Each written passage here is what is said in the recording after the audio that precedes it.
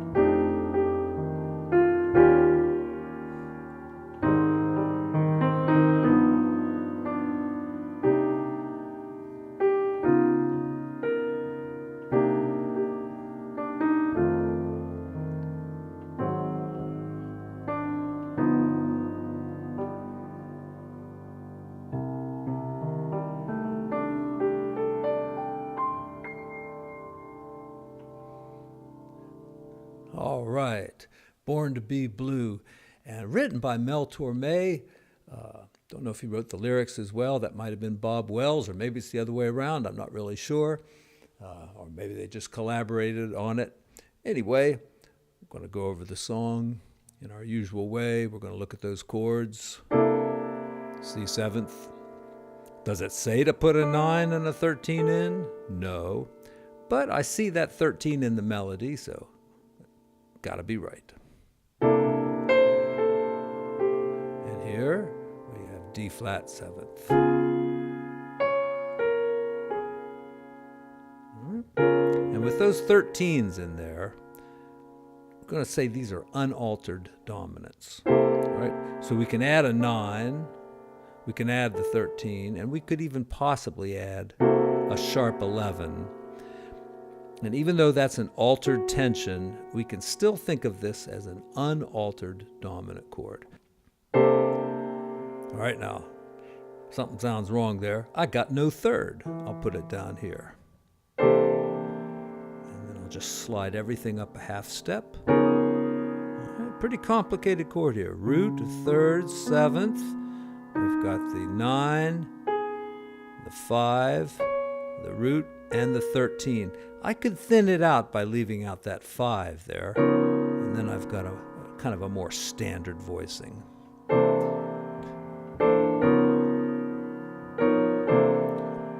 Now, when you discover a great voicing like this, you want to learn it in every key if you're a serious student of jazz. All right, or through the cycle of fifths.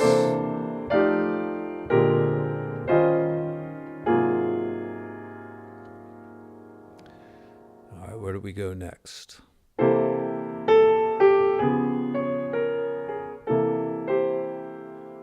We go to the tritone. So we can keep everything almost the same, like that, or maybe just come down and put looks like a rootless voicing here, doesn't it? Like for F sharp or a C altered. Right. So we're kind of going from a C unaltered to a C altered, right? Put that bass note in, and then it becomes a G flat unaltered, or a C altered. Either way, it's the same thing. All right, so here we have another rootless voicing right here. Yeah, but maybe I want to go like down to the F like that, then come up and play the melody.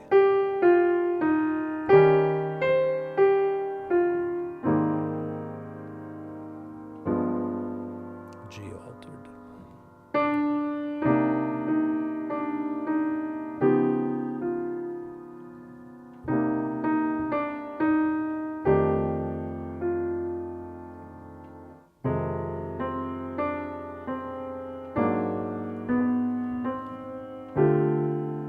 That's a tricky spot there. I don't know if I did it so well a minute ago, but so it's the A flat, the sharp 11, usually, not always, but usually support it with the 9th, like that, and maybe the 13 as well. But in this case, because of that melody, we'll leave that 9 out. We could even play it like that, but it's harsh.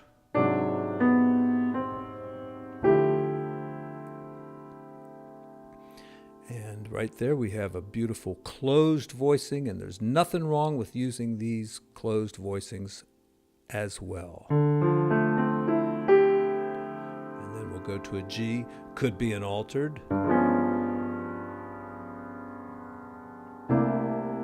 Back to C.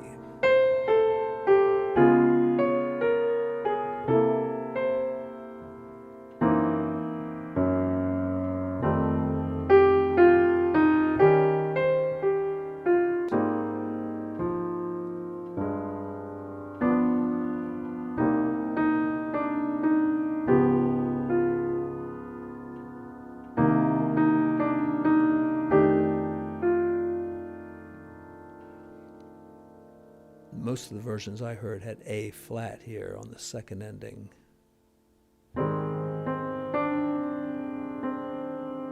And a G here. Well, you could do it either way. A flat, F minor, almost the same. And then A flat. I kind of like the original chords there on the chart.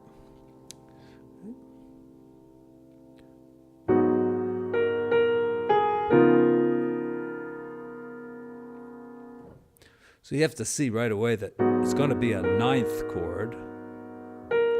And here is our D flat. And that's the 13, so it's unaltered. Add the 9. And you see, this is a case where you could add the sharp 11, but it's going to be a kind of an odd sound if you do it.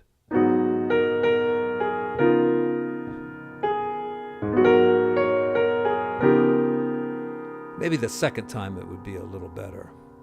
Or the third time, maybe.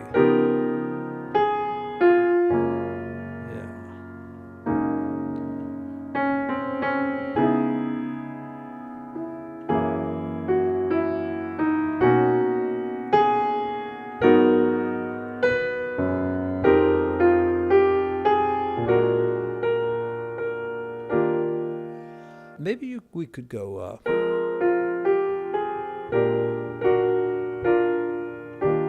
you know, have a little passing thing going in there.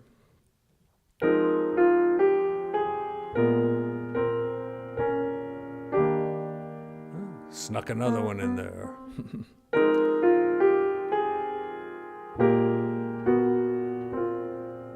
Tried to do them both. And then G. That +7, it's an augmented chord. You know, here's our augmented triad. We've got the root down here, so we'll put the 7th there. But what are you going to play here? The augmented chord kind of comes from the whole tone scale. Or does the whole tone scale come from the augmented chord? Which came first? I don't know. And you could certainly play that there, but I think most people are going to play the altered scale there. And if you want to embellish the chord, you're going to add things like the flat 9, sorry, that's the sharp 9, or the flat 9, and neither one of those would be in the whole tone scale. So you'd have to think more of an altered dominant, and almost always when you see this plus sign, it's an altered dominant. If it just says G and then G plus, it's an augmented chord. But if it's got a 7th there, it almost always means an altered dominant. See, it's already got what we'd call the flat 13, right? That's the plus. Means raise the 5, but you know, if it's an altered dominant, we call it the 13. And then you could add the flat 9, the sharp 9, or the sharp 11, or all of them. I don't recommend that, but it's legal. So let's just use this one. All right, let's see if we can get some crazy chords. I tried that sharp 11 in there, but it just doesn't sound right. So I'm just going to go with this.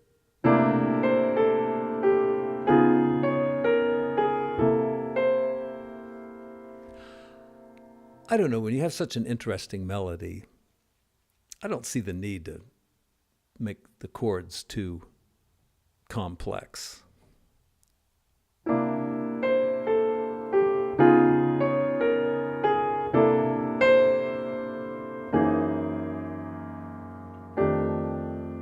just take that G flat and move it right on down. See the 4ths I'm using here?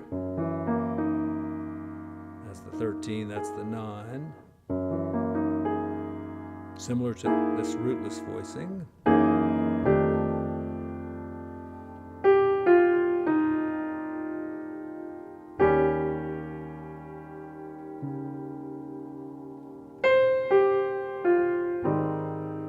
Add the 9.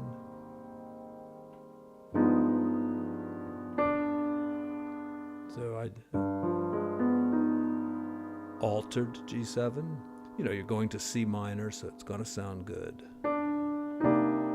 Be careful with the 9 here, because it's so close to the melody, but you could use it. And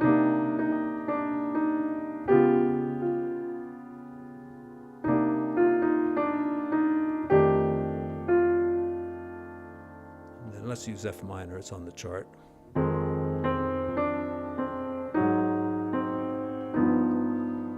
There again, we have a G7. This time it says flat 9, but the melody is that flat 13, so again, it's an altered dominant. Put the flat 9 in. You could use the sharp 9 instead. Won't make much difference, just a slightly different sound. And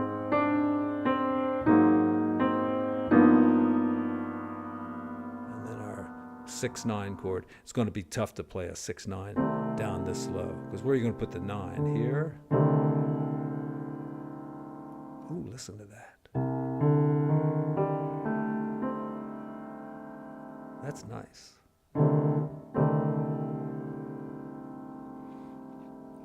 Chords like this sound best on a real piano softly.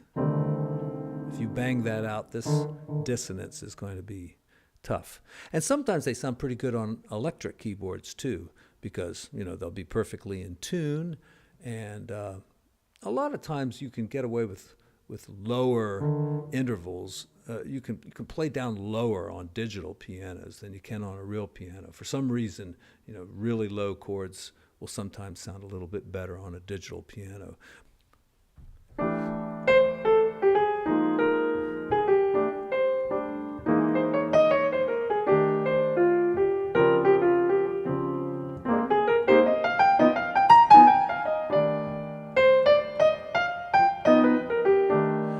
Right there, that I'm doing C minor 7th or C minor 6th, and then going up to that D flat. It's just like a G altered. It's a tritone away. So same kind of ideas.